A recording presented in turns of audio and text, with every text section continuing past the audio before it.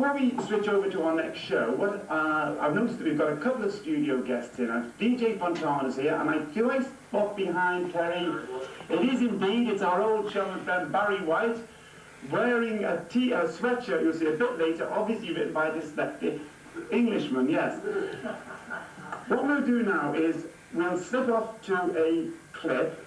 Oh no, okay, I'll tell you what, no, DJ, why didn't you come in for a moment? You DJ, we didn't have you this morning. I know. Can we plan back and get DJ? Oh, which one are we on now? Here we are. No, this one. Okay, DJ, no, come on. Right, everybody. This... Oh, where'd that go? No, I'm going to make the reintroductions. This is This is Elvis's legendary drummer, DJ Fontana. I know you won't recognise him because he's wearing different clothes. Yeah. You remember?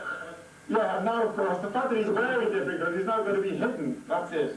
The reason we're wrapping him in this blanket, of course, is that DJ wants to try and wear everything he bought with him now. He bought this blanket with him, so we're trying to get it on. Seriously, DJ. Great stuff.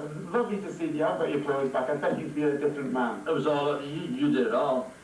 Well, you really lost it? No, you had to make the phone calls and we did get it back. Oh, you did actually. Tell me, now you've been here a couple of days, DJ. How did you enjoy it last night, first of all, playing the Jets? They had a great band and the audience was great and I just had a good time. The whole, since I've been here, it's just been wonderful, really. It has been. Yeah. One of the things, DJ, when DJ and I were driving up from Gatwick, we were having a chat, and DJ was telling me a bit about the old times when they were on the road, when they used to, he and Scotty, Bill and Elvis used to just head out. And I asked a very naive question. I said, well, I know you didn't travel by plane. Did you have a bus? Did you have a bus, DJ? No buses. One little car. Four guys in a car, all the instruments on top, inside.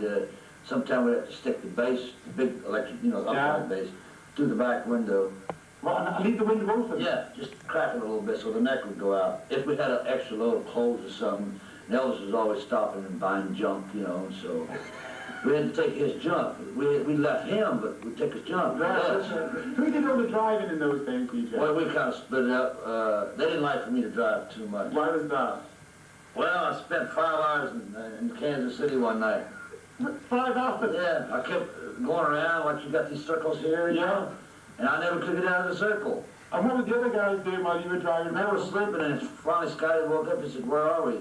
I said, we're still in Kansas City. He said, we should have been 300 miles away by now. I said, tough. He said, well, maybe I better drive. I said, I'm glad. I thought you'd never asked. And tell me, in those days, did you actually have a manager? Was this before the Colonel came in? And... Yeah, well, Scotty was kind of the buffer zone for Elvis and us at the time. He would handle little minor things that had to be done. Somebody had to do it. And, like the hotels and... Yeah, and cars, gas money, and...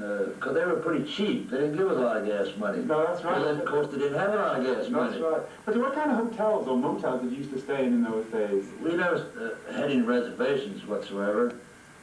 We'd see the cheapest one on the side of the highway, and that's where we'd stop, because the money was really tight.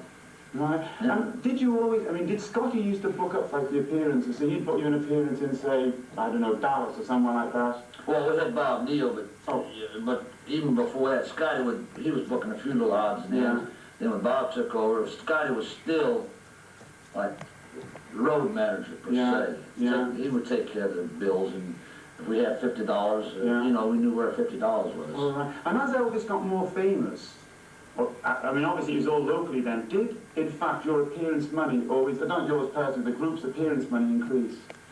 Well, normally, yeah, they got to where they was making, they started out, like, sometimes really, the contracts were for $75 a show, $100 a show. The whole four of you? Everybody, car and all, That's right, you had to buy the petrol. Yes, and then they had to pay me, whatever they had left, they would split.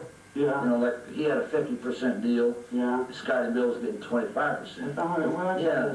Amazing. And then as he became more famous, presumably he got paid a little bit more. Yeah, but I was probably, at that time, they were paying me $100, so I was probably making more money than everybody. Amazing, yeah. That didn't last long, did it? No. No. And then, DJ, what happened when the Colonel took over?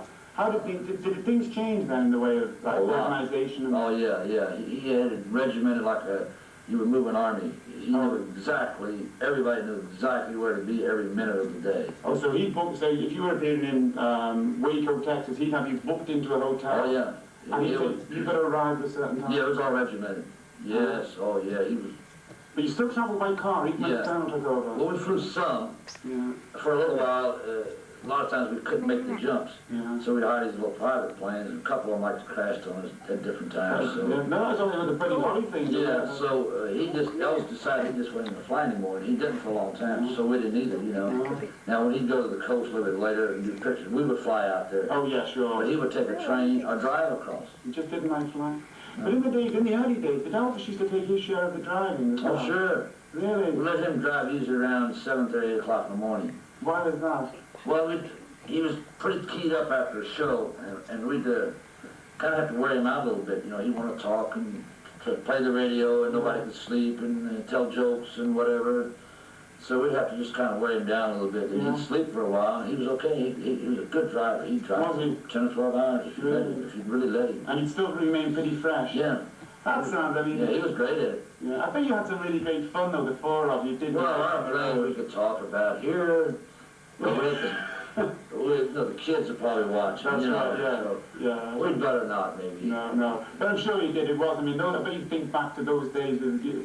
Well, we had a lot of fun. We worked hard, though. We were doing like 7 days a week, and they would book 2 and 3 weeks at a time. Yeah. So it was 500 and 600 miles from each show. So it was like going in. Yeah. The show was easy to do, 30 minutes, 45 minutes, and 10 hours of driving all that night, you know. Yeah. So that was the hardest. So what do you think today, DJ, when you read that some rock star who's only ever made one hit record says that he won't go somewhere unless they pay him $1 million and... He better keep his day job.